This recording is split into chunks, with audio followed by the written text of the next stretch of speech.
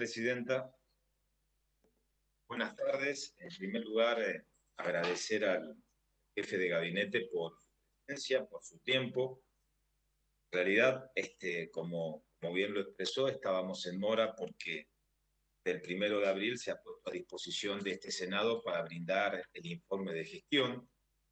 Y vaya si no es un informe de gestión para nosotros importante, necesario, porque estamos prácticamente superando los 180 días del inicio de un nuevo gobierno y estos 6 meses, bueno, es un momento importante para realizar un balance. Claro está, un balance en situaciones absolutamente excepcionales, marcada por una pandemia que nos pega fuerte no solamente a la Argentina, sino a gran parte del mundo.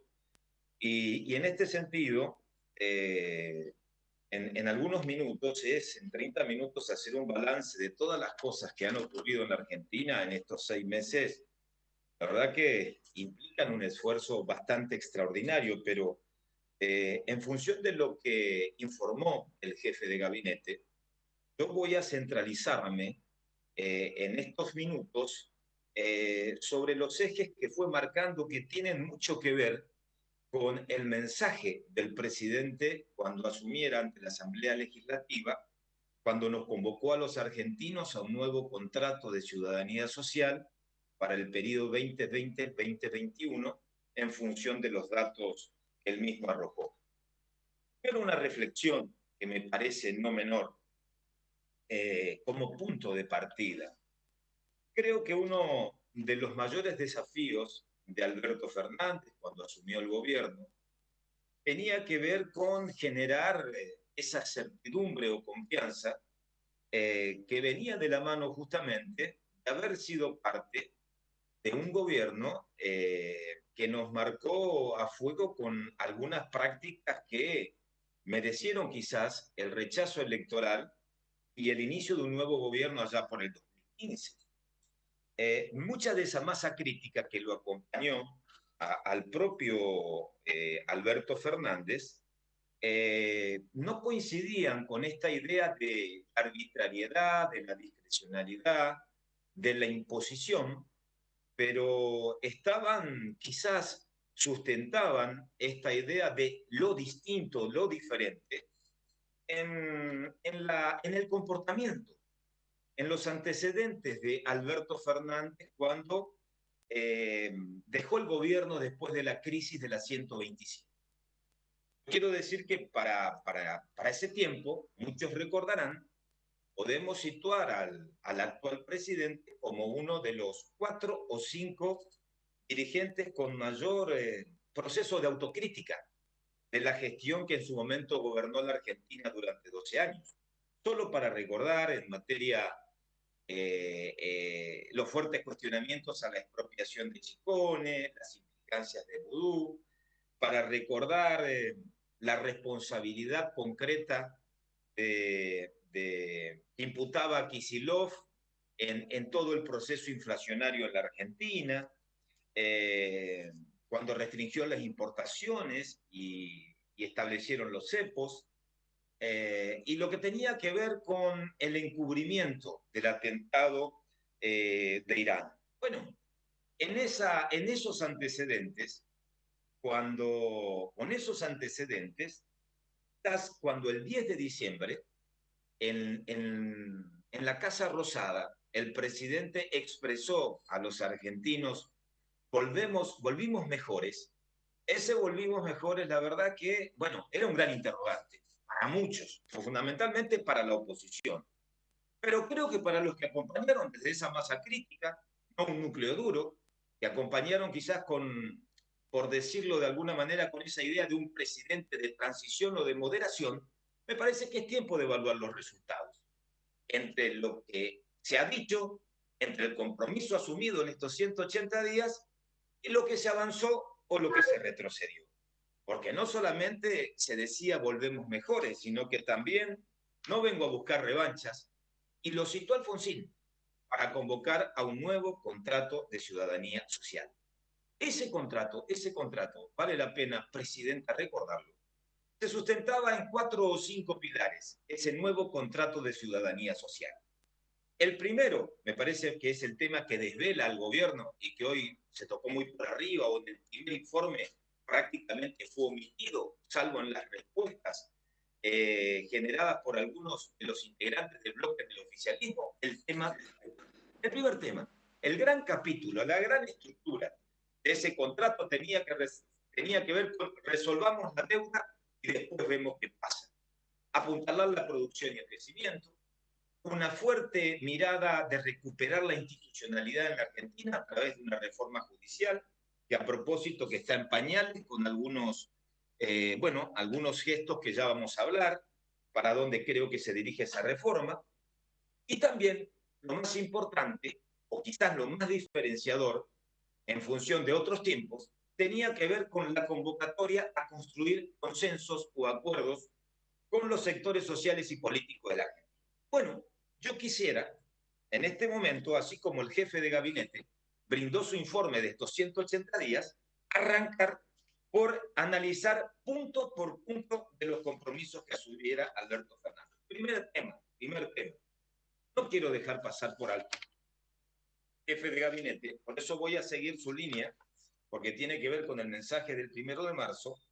Arrancó diciendo, nosotros no vamos a hablar de las pesadas herencias, pero bueno, no quiso hablar de las pesadas herencias, pero recordaron ciertas cosas de cómo asumieron, y así nos recordó que asumieron con un nivel de inflación del 53,8%, con la destrucción de más de 240.000 empleos privados entre el 2015 y el 19, con un Estado nacional que registraba una deuda en materia de deuda pública de 35.000 millones de pesos, con el 60% de las obras que se encontraban paralizadas. Esto que estoy dando lectura es nada más ni nada menos que el mensaje presidencial. Yo no quería hablar un poco del pasado, pero tengo la obligación, como presidente del Interbloque, de un espacio que gobernó en la Argentina durante 4 años, de aclararle algunas cuestiones al jefe de gabinete. Miren, en primer lugar, nosotros nos hicimos cargo de una Argentina con una profunda recesión que no registraba crecimiento del 2011, con una Argentina en default, con 5 tipos de cambio, con una Argentina con un enorme déficit previsional, ya que tanto le preocupa, de 8 puntos, con el componente generado por el componente previsional y componente energético. El jefe de gabinete hablaba de la herencia recibida en función del brutal ajuste en materia tarifaria. Bueno, miren, solamente decirles, porque no me voy a pasar todo el tiempo hablando del pasado, de las cosas que tuvimos que hacer.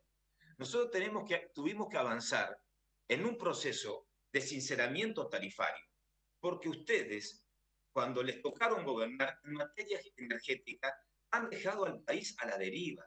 No solamente se perdió el autoabastecimiento energético, sino que también en ese contexto y en esos años, la Argentina le costó muchísimos miles de millones de dólares lo que se tuvo que importar como consecuencia de una política energética errática y equivocada. Bueno, sincerar tiene sus costos, pero volviendo a los ejes, y más allá de lo que estamos aclarando, volviendo a los ejes, vamos al primer tema. Vamos a ver en estos meses el tema de la deuda. Miren, como usted lo ha dicho, la deuda en la Argentina es una cuestión no de un gobierno, sino del Estado, es un compromiso de todos. Y así como puso en valor que la oposición ha acompañado las herramientas legislativas que le fueron solicitadas cuando aprobamos la restauración y la sostenibilidad de la deuda pública en Argentina, desde nuestro espacio actuamos con absoluta generosidad, sin ningún tipo de mezquindades, porque estamos convencidos que la cuestión de la deuda es muy potente y lógicamente que la deuda tiene mucho que ver con la incidencia del futuro. Pero convengamos una cosa, han transcurrido 180 días y más allá de la deuda y lo que ha pasado con la deuda, la verdad es que no vemos ningún rumbo medianamente claro en función del punto de partida. Primero, no tenemos presupuesto. El presidente se comprometió a enviar el presupuesto en los próximos meses cuando refinancien la deuda, tampoco hay hoja de ruta. Tampoco es excusa asumir en un contexto difícil para no tener presupuesto. El Congreso aprobó presupuestos en las épocas más duras. En 2001, 2002 aprobó el presupuesto, tampoco se excusa. Pero analicemos en materia de endeudamiento. La oposición le dio las herramientas. Pero ¿qué hemos visto en estos 180 días? Miren, en estos 180 días, lo que nos preocupan son las marchas y contramarchas en materia de reestructuración de la deuda pública. Las condiciones que ofrece hoy el ministro Guzmán a los tenedores de la deuda son muchas más onerosas que cuando arrancaron las negociaciones. Reitero, las condiciones que hoy ofrece el gobierno a los tenedores de títulos públicos en jurisdicción extranjera son mucho más onerosas que cuando arrancaron la negociación de la deuda. Pero se ofrecen mejores, hay mejor oferta, estamos mucho más lejos del acuerdo. Entonces la pregunta sería, ¿por qué pasan estas cosas? Cuando el gobierno tardó 5 meses en ofrecer 39 o 40 dólares por título, en una semana elevó a 50. Y después de 46, de 39, de 46 a 53, que prácticamente le cuesta al país sumas siderales en términos de intereses, y en materia de endeudamiento total esta suma no se modifica, ¿por qué nos alejamos de un acuerdo? La pregunta sería, ¿por qué nos alejamos? Si en cada instante hay flexibilidad para el ofrecimiento del proceso de reestructuración y más allá de la flexibilidad y de la mejora de la oferta, parecería ser que estamos mucho más lejos del objetivo que todos deseamos, porque para eso le dimos los instrumentos, es evitar el default en la Argentina. Miren, yo tengo una respuesta, hay una respuesta para esto. Y tiene que ver con un debate que ya lo dimos la semana pasada, porque no solamente se mejoraron la oferta en cuanto a los bonos, sino que además el ministro Guzmán, y eso es lo que la verdad que sería muy conveniente que el jefe de gabinete en este primer informe de gestión pueda transmitirle al presidente, que las contradicciones salen muy caros, que rumbos dubitativos se pagan muy caro. Porque cuando el ministro Guzmán también intenta mejorar la oferta con un cupón adicional parecido al de 2005, pero no atado al crecimiento, al cupón PBI, sino atado a las exportaciones, aparece el gobierno con la decisión mágica de avanzar en la intervención y en la expropiación de la empresa Vicentina. Lógicamente que en materia económica las acciones tienen sus consecuencias. Y esas consecuencias están a la vista.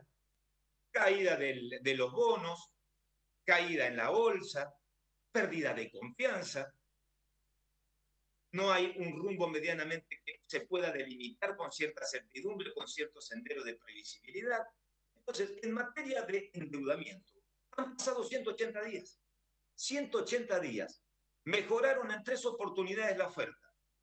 Van con un cupón adicional atado a las exportaciones y no tienen mejor idea que decirle al mundo que nosotros vamos camino a expropiar una empresa privada. Miren qué lindo. Una empresa que tiene mucho que ver con el mundo agroexportador en la Argentina. Entonces, ¿cuál es el camino que elige el gobierno? ¿Hacia dónde va el gobierno?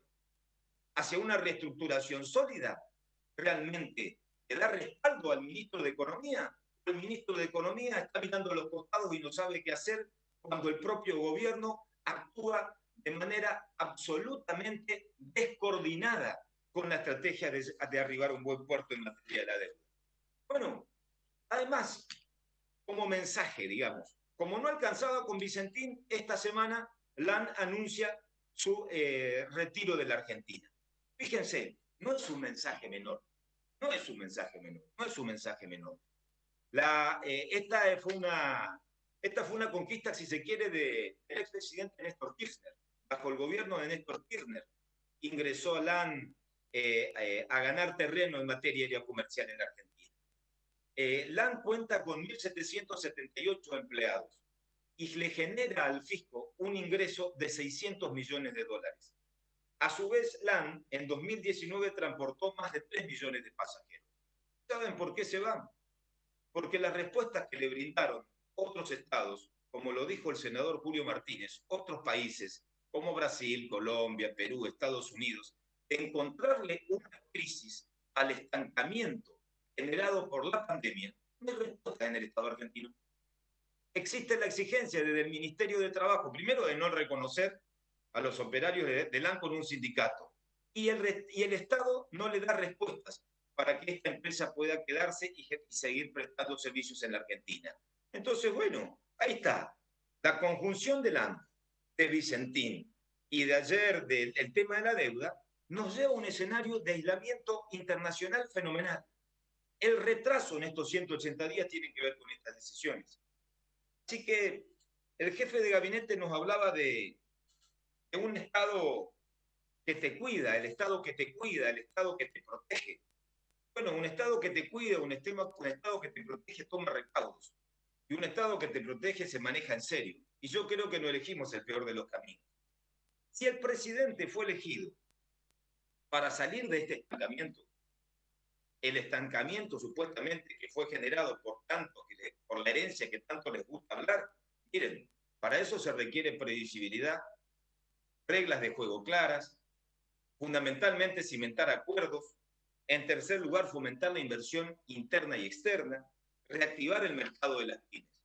Pero la verdad que las señales en estos 180 días van a contramano del sentido común, para el sector privado y para el sector público. Por eso quizás el informe de arranque bastante acotado, porque me parece que en algunos puntos no hay mucho para decir. Yo solamente quiero decirles, en función de las reestructuraciones de deuda de otros tiempos de la Argentina, que esta vez, este gobierno, en estos 180 días que han pasado, no pueden echarle la culpa a la herencia ni a la oposición en la negociación de la deuda que han encarado. Lo que ha habido hasta el presente, presidenta, se llama mala praxis. Mala praxis. Y no pueden responsabilizar a nadie. Es mala praxis que nos puede costar muy caro a todos los argentinos. Por eso nosotros los acompañamos y le brindamos las herramientas. Creo que están a tiempo, pero tienen que corregir muchísimas distorsiones y fundamentalmente mensajes que se envían desde el punto de vista interno como del punto de vista externo. El tema Vicentín. Miren, la señal con Vicentín, independientemente de este mensaje con la deuda, es una señal pésima, pero tiene una mirada política, claro está. El ministro decía, ¿cuál es el rol del mercado y cuál es el rol del Estado? Para nosotros el Estado tiene un rol central, nos decía. También decía, bueno, nosotros no vamos camino a la expropiación. Y el presidente anunció la intervención y la expropiación desde la propia Casa Rosada. Lo anunció el propio presidente de la República. Entonces, primera señal, enorme contradicción. Pésima señal. Para los de afuera, para los que pretenden invertir en el medio de un proceso de reestructuración de la deuda, y para los de adentro, para los productores, pequeñas y medianas empresas, directamente el peor de los mensajes. Esta idea de, no es como dicen, el mercado es el que te protege. No, el mercado es el que te amputa. El mercado es el que cuando tenés una deuda y no podés afrontarla con una banca pública, bueno, me quedo con lo tuyo. Ese es el peor de los mensajes. Y por eso la rebelión de la sociedad. Porque el mensaje tiene que ver con una frente y un golpe y una cachetada al trabajo, una cachetada al esfuerzo, una cachetada a los sectores de las pequeñas y medianas empresas que construyeron, como es el caso de la firma Vicentín, durante 90 años, que forjaron una historia en la provincia de Santa Fe. Entonces eligieron el peor de los caminos, porque uno de los puntos de ese contrato de nueva ciudadanía social tenía que ver con un mensaje dirigido a la producción y a la exportación. Pero ¿sabe dónde está el mensaje político? Miren, el gobierno o algunos sectores del gobierno son adictos a los eufemismos. Se justifica lo injustificable, este intento de confiscación, desde los más variados puntos de vista. Yo diría, presidenta, que en estos son ingeniosos, que ofrecen un menú a la carta. Para el que quiere mirar a los trabajadores, dicen, para proteger las fuentes de trabajo de 7.000 trabajadores que están en riesgo. Todos están al día, todos cobran al día. Pero bueno, el que le gusta el menú a la carta, mira a los trabajadores. El que le gusta poner un freno a las inversiones extranjeras para frenar la inversión extranjera en la Argentina y que no se quede con una empresa estratégica en materia del mercado externo. Segundo error, Vicentín representa el 15% de ese mercado, del control del mercado de granos, el 15%. El tercer elemento, bueno, que yo creo es donde el eufemismo donde se sienten más cómodos, la soberanía alimentaria. Otro error grosero, el de la soberanía alimentaria. Miren, yo en realidad creo que el gobierno confunde soberanía alimentaria con una especie de soberanía nacional para reeditar la soberanía monetaria cuando se expropió Chicone o la soberanía aerocomercial con YPF, que tiene enormes costos para la Argentina, pero tiene que ver con una idea mucho más potente. Tiene que ver con ese rol del Estado. Tiene que ver con un Estado que va por todo, por un Estado donde nada puede hacerse por encima del manejo que puedo tener desde el poder. Esa es la soberanía que el gobierno interpreta. Y por eso las enormes contradicciones que, claro está, esperemos que puedan resolverse, porque hasta que no se resuelva, no habrá salida para una reestructuración de la deuda seria y responsable en la Argentina. Por eso yo le diría al jefe de gabinete, esta idea del Estado es el que te cuida y no el mercado. Creo que con esto, la señal, señor jefe de gabinete, que el presidente nos envía a los argentinos, que el Estado es el que se queda con lo tuyo, con tu esfuerzo, con tu trabajo, no importa el costo, no te cuidan, me apropio de lo ajeno. Y lo hacen sin tener en cuenta otras variables. Miren, hay otro indicador que me parece importante porque el jefe de gabinete dijo que lo que más pueden exhibir, digamos, si algo ha parado la caída en la Argentina, fue con la Ley de Solidaridad Social y Reactivación Productiva. La caída la paramos con la Ley de Solidaridad Social y Reactivación Productiva, con la famosa Ley de 9 emergencias. Pregunto al jefe de gabinete, honestamente, ¿dónde está parado? ¿En qué país viven? ¿Se frenó la caída? 80% de la economía está paralizada. El 87% de los hogares están endeudados. El 80% de las micros, pequeñas y medianas empresas están endeudadas. Se frenó la caída con 9 emergencias. Se frenó la caída con los decretos. O tratan de disimular con la pandemia las cosas que pasan día a día con una visión pura y exclusivamente sanitarista. Y el sector público y la contracara del sector público, porque la contracción del sector privado con el debilitamiento de los ingresos implica caída de la recaudación. Y las provincias están mirando a los costados, golpeando, volviendo a las viejas épocas de la discrecionalidad para encontrar una respuesta. Si hay provincias que no pueden afrontar el aguinaldo, si el Estado Nacional nos comunica que no saben cómo puedan afrontar el aguinaldo en muchas provincias argentinas, y la emisión no para. Y está bien, de alguna manera hay que responder cuando el Estado no tiene la capacidad de financiarse, como es el caso de la Argentina.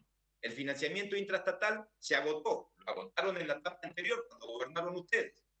Todavía no renegociamos la deuda, lógicamente que el Estado tiene que financiarse a través de la emisión. Pero se piensa en la pospandemia. Encuentran una salida ordenada a la crisis y al parate del sector privado, a la crisis y al parate del sector público.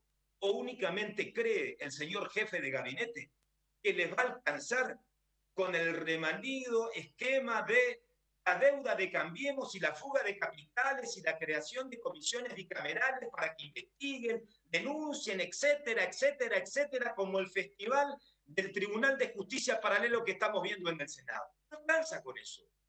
La realidad se lleva puesto sus intentos. Y esa no es responsabilidad del Senado, es del jefe de gabinete y de quienes gobiernan, de cada funcionario del Poder Ejecutivo.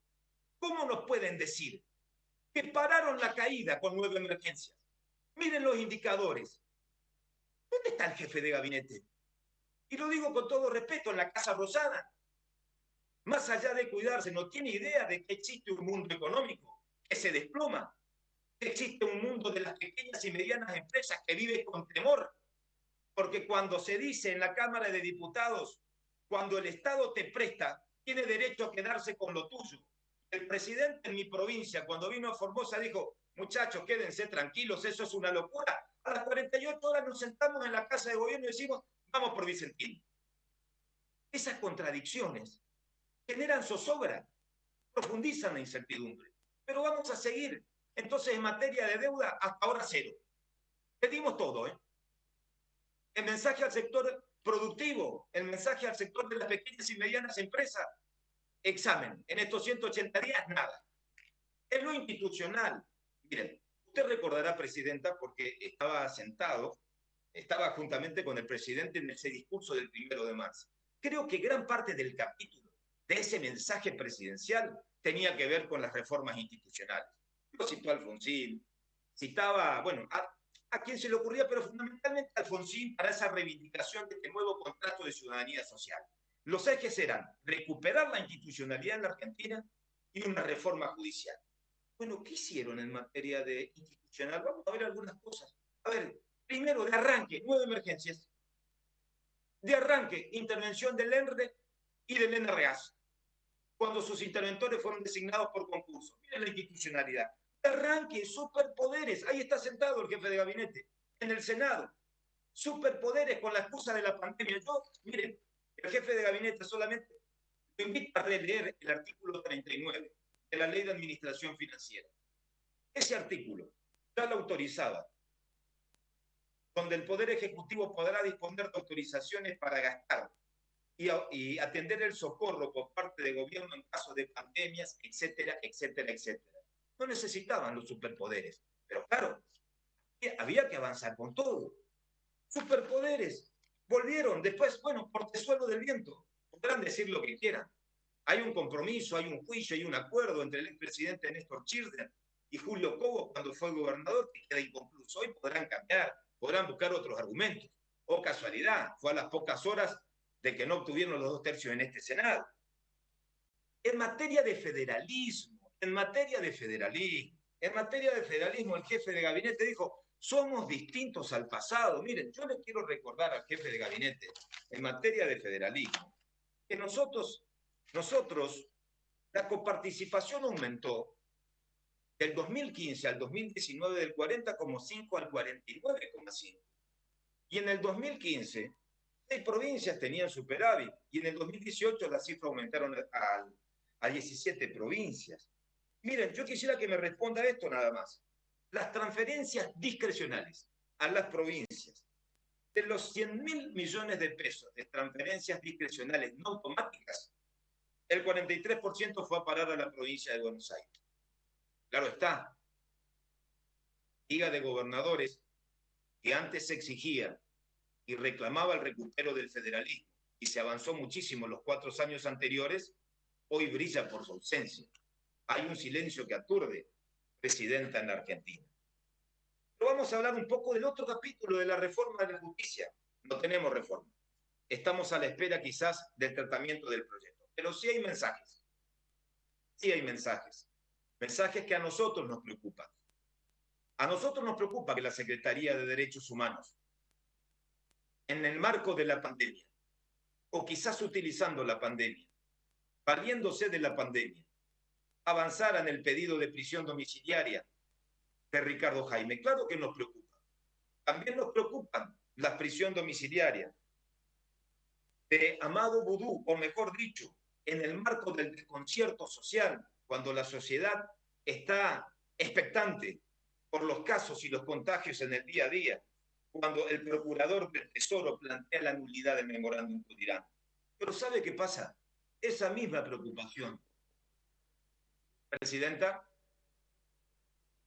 ¿Qué le pasa? No, pensé que... No, estaba mirando. ¿Puedo continuar? Ya ni siquiera puedo moverme en el recinto. Pero no, pensé que iba a hacer uso de la palabra. No, igualmente le quedan apenas 35 segundos. En realidad ya le quedan 30 segundos. Bueno, deme los 10 segundos del qué le pasa. Y con eso estamos a mano. Bueno, mire, para finalizar, miren, hay muchas cosas que me quedaron en el tintero. Solamente le voy a decir lo siguiente. Tengo la sensación de que en el marco de la crisis que estamos viviendo hay una verdadera reversión en materia democrática. Algunos se aprovecharon de la situación de la pandemia para avanzar no solamente en el confinamiento físico, sino también en el confinamiento de la palabra y de la libertad. Y a medida que crece este descontento, se busca instalar el mayor temor en la sociedad. Pero algo cambió en la Argentina. Para terminar, Presidenta, algo ha cambiado en la Argentina, que no es menor. No, ustedes no están plantados, el presidente no está plantado frente a una posición fragmentada o dividida como en el 2012. Hoy hay una oposición que está plantada en la cancha. Hoy hay dos coaliciones que está dispuesta a poner freno ante los atropellos.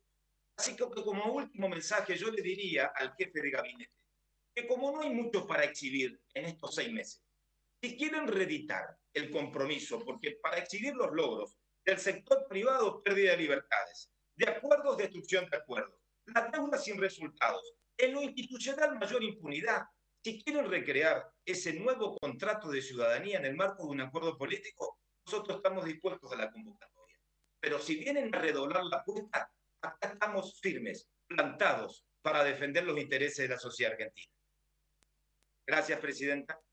Muy bien, señor senador.